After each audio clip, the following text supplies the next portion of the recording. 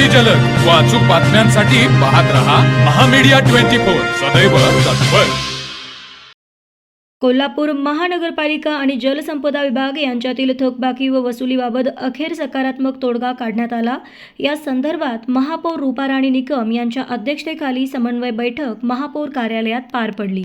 जलसंपदा विभागाने शहराच्या पाणी पुरवठ्यासाठीचा पंप बंद करून सील केला होता। यावेळी महापालिकेने जलसंपदा विभागाच्या कार्यालयावर घरफाळा व पाणीपट्टी थकबाकीमुळे कारवाई करत सील केले होते। या बैठकीत महापालिका व पाटबंधारे जलसंपदा विभागातील थकबाकीबाबत सविस्तर चर्चा झाली।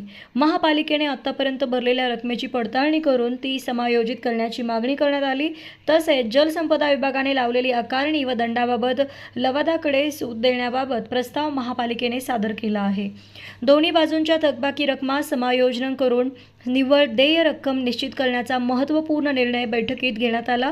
यावर्षी जलसंपदा विभागाला 7,40,00,000 रुपये महापालिकेने अदा करण्यात आले असून 31 मार्चपर्यंत उपलब्धतेनुसार आणखीन काही रक्कम देण्याचा प्रयत्न महापालिकेकडून केला जाणार आहे।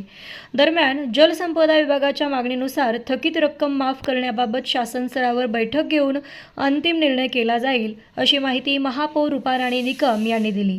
या बैठकीस कार्यकारी अधिकारी स्मिता माने, उपमहापौर अक्षय जरग, महिला व बालकल्याण समिती सभापती कौसर बागवान, विरोधी पक्षनेते राजेश लाटकर, सभागृह नेते मुरलीधर जाधव, गट नेते शारदंद देशमुख, अतिरिक्त आयुक्त शिल्पा दरेकर तसेच जल अभियंता हर्षजित घाटके उपस्थित होते।